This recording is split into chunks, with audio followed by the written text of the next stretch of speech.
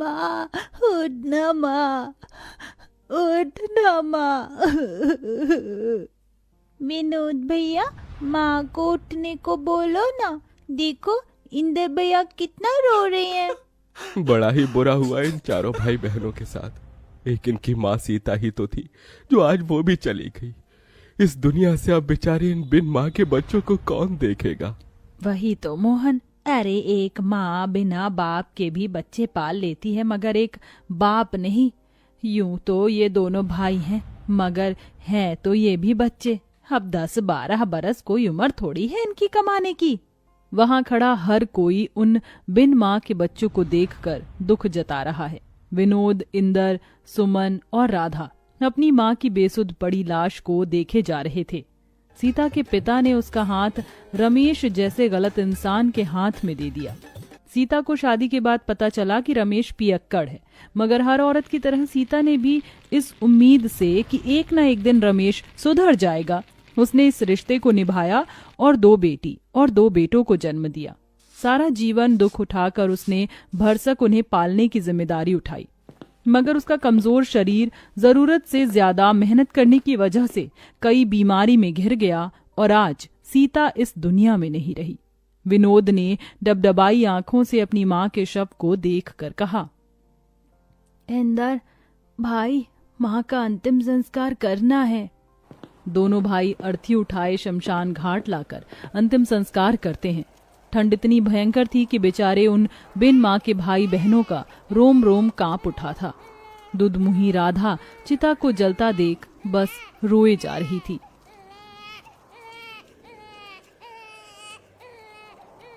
खुद जलते जलते भी वो माँ अपने औलाद के उघार शरीर को गर्माहट से भर जाती है। बेचारे उन चारों भाई बहनों को भूखे प्यासे 2 दिन हो जाते हैं।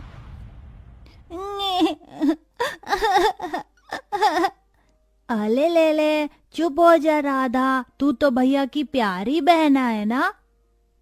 भैया, राधा को दूध पीना है, वो भूख से रो रही है। बस अब मैं मेरी दोनों बहनों को ऐसे भूखा नहीं देख सकता। इंदर, तू इनका ख्याल रखना, मैं खाना लेके आऊंगा। मैं भी आपके साथ चलूंगा भैया, हमारी दोनों बहनें हम दोनों भाइयों की जिम्मेदारी है। ये ले सुमन, राधा का ख्याल रखना। 2 साल की राधा को सुमन की गोद में देकर दोनों भाई उस ठंड के कहर में काम ढूंढने निकल जाते हैं। ओह भैया, यहाँ तो कितनी ठंड है और कोहरा भी, कुछ भी दिखाई नहीं दे रहा। हमें आगे चलना होगा। कुछ दूर आगे आकर वो कुछ लोगों को अनाज की बोरियां उतारते देखते हैं। चल भाई, वहाँ चलकर काम मांगते हैं। हाँ भैया। जरा जल्दी जल्दी बोरी उतारो। दोनों भाई रामनाथ के आगे हाथ जोड़कर खड़े हो जाते हैं। सेठ जी हमें भी काम दे दीजिए। मगर बच्चों, तुम तो अभी बहुत छोटे हो और ये बोरियां उतनी ही भारी हैं, उठा पाओगे तुम? तभी दोनों की आंखों के सामने अपनी बहनों का भूखा चेहरा आ जाता है। हाँ सेठ जी, हम उठा लेंगे, क्योंकि इस वक्त हमें अपनी दोनों बहनों के लिए खाना लेकर जाना है। रामनाथ दोनों को काम दे देता है। ठंड में बोझा ढोके खाना लिए वो घर जाते हैं और अपनी बहनों को पेट भर कर खिलाकर खुद भूखे सो जाते हैं। ऐसे ही 15 साल बीत जाते हैं। विनोद, इंदर, ये लो तुम्हारी आज की दिहाड़ी। कितने हैं सेठ जी? दोनों के मिलाकर पूरे 2000 हैं। बहुत बहुत शुक्रिया सेठ जी। विनोद, कितनी बार कहा है मुझे सेठ जी मत कहा कर, काका कहा कर। कितने छोटे से आए थे तुम यहाँ, 15 साल बीत गए। तुम दोनों भाइयों की वजह से मेरा कल का छोटा सा गोदाम राशन मिल बन गया है। खैर, पिछले 2 दिन से तुम घर नहीं गए। जाओ, तुम्हारी दोनों बहनें चिंता कर रही होंगी। चलो भैया, घर चलते हैं। तभी उन्हें जाता देखकर रामनाथ ने कहा, इन दोनों भाइयों को देखकर लगता ही नहीं है कि ये बिन माँ के बच्चे हैं। खुद पर दुख उठाकर अपनी दोनों बहनों को पढ़ाया लिखाया। ईश्वर ऐसा भाई और ऐसी औलाद हर माँ को दे। राधा, सुमन, कहाँ हो हमारी प्यारी बहनों? विनोद भैया, इंदर भैया, कहाँ थे आप? आप दोनों को देखो तो, मुंह कैसे मुरझाया हुआ सा है। अरे वो सब छोड़ो और ये देखो, हम तुम दोनों के लिए क्या लाए हैं। क्या लाए हैं भैया? अरे ये तुम दोनों के लिए 2 जोड़ी सूट और ये स्वेटर। भैया इसकी क्या जरूरत थी, कितनी ठंड पड़ रही है और आप हर दिन ऐसे ठिठुरते हुए जाते हैं काम पर। हर बार हम दोनों बहनों के बारे में सोचते हैं, अपने तन पर एक जोड़ी स्वेटर भी नहीं खरीदते। आप नहीं जानते भैया, आप दोनों जब कांपते हुए काम पर जाते हैं ना तो हमें बहुत दुख होता है। कहते कहते सुमन रो देती है। अरे पगली, रोती क्यों है? तुझे पता है तुम दोनों हमारे जिगर का टुकड़ा हो। हम तुम्हारी आंखों में आंसू नहीं देख सकते, इसलिए तुम्हारे गरीब भाई खुद ही दुख उठाते हैं। तभी डबडबाई आंखों से राधा कहती है, भैया फिर कभी खुद को गरीब न कहना, सच कहती हूँ ये हमारी तकदीर है जो आप दोनों हमारे वीर हैं। आप दोनों की परछाई में हमने हमेशा माँ को देखा है। आज भी याद है हमें, मुझे और सुमन दीदी को पेट भर खिलाने के लिए आप दोनों कैसे भूखे रह जाते थे, हमें पढ़ाया लिखाया। भैया अब आप दोनों शादी कर लीजिए। नहीं सुमन, जब तक तुम दोनों का घर नहीं बस जाता तब तक हम भाई शादी नहीं करेंगे। तभी दारू के नशे में धुत रमेश घर में घुसा। विनोद, चल मुझे पैसे दे, मुझे दारू पीना है। शर्म नहीं आती आपको? आपकी इसी दारू की आदत की वजह से हमारी माँ दुनिया से चली गई और हम बिन माँ के हो गए। चले जाओ यहाँ से। ऐसे ही दिन बीतते गए और दोनों भाई राधा और सुमन के लिए रिश्ते देखने लगे। फिर एक दिन बड़ी सी गाड़ी उन बिन माँ के गरीब भाई बहन के द्वार पर आई। आइए वसुंधरा जी, मुझ गरीब भाई की कुटिया में आपका स्वागत है। इंदर, जाकर राधा और सुमन को ले आ। वसुंधरा दोनों की सादगी देखकर उन्हें पसंद कर लेती है।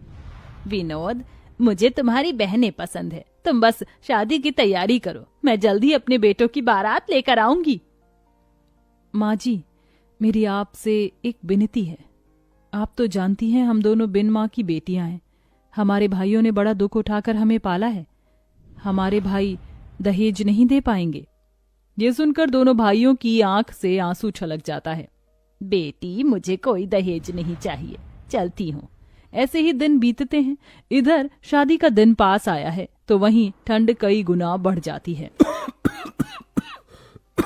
भैया, आज आपकी तबीयत बिल्कुल ठीक नहीं लग रही है। हाँ भैया, लगता है आपको ठंड लग गई है, आज आप आराम कीजिए। नहीं इंदर, अभी बहनों की विदाई के लिए पैसे जोड़ने हैं, मैं घर पर नहीं बैठ सकता। ये कहकर उतनी ठंड में भी विनोद काम पर चल देता है। अब वह दिन भर बोरी ढोते और फिर बचे वक्त में जूते साफ करते तो कभी मलबा ढोते। अब शादी की रस्म भी शुरू हो जाती है। राधा सुमन को हल्दी मेहंदी लगाने लगती है। भैया, कल इसी वक्त हमारे आंगन में बहनों की बारात आएगी। ये हम दोनों भाइयों का कितना बड़ा भाग्य है ना भैया, जो अपनी बहनों का कन्यादान हम करेंगे। हाँ इंदर। मगर दोनों को कहाँ पता था कि एक और दुख उन पर आन पड़ने को है। शादी के रखे पैसे को रमेश चुरा कर ले जाकर दारू पी जाता है और खूब सट्टा खेलता है, जिसके बाद दोनों चिंता में आ जाते हैं। भैया, पैसे तो है ही नहीं। हे भगवान, कितनी मुश्किल से कर्ज उठाया था शादी के लिए, अब ऐन मौके पर कौन देगा ऐसे पैसे। अरे यार, आज राधा और सुमन की बारात है, हमारी बहनों की इज्जत चली जाएगी, कैसे करेंगे हम उनकी विदाई। माँ, तेरे दोनों बेटे हार गए माँ। दरवाजे पर खड़ा रामनाथ ये सुन लेता है और फौरन पैसे मंगवा कर उन्हें दे देता है। विनोद, इंदर, ये लो और इसे अपनी बहनों का कन्यादान करो। बहुत बहुत शुक्रिया काका, आज आपने हमारी बहनों की विदाई रुकने से बचा लिया। जिसके बाद दोनों उनका कन्यादान करते हैं और शादी बड़े धूमधाम से वसुंधरा के बेटों से होती है, जिसे कि पूरा गांव देखता है। और विदा होते हुए सुमन दिल से रोते हुए कहती है, भैया, आपने हम दोनों के लिए माँ और पिता दोनों का फर्ज निभाया। जाते जाते इस बहन को एक खुशी और दे दो। बोल मेरी बहन। भैया, अब बस अपना घर बसा लो, हम दोनों आपका घर बसते देखना चाहती हैं। थोड़े ही दिनों बाद दोनों भाई भी शादी कर लेते हैं और चारों बहन भाई अपने अपने जीवन में खुशी को पाते हैं। कहते हैं इस दुनिया में माँ की जगह कोई नहीं ले सकता, मगर इंदर और विनोद जैसे भाई जिस भी गरीब बहन के भाग्य में हो तो माँ और पिता दोनों का रूप मिल जाता है।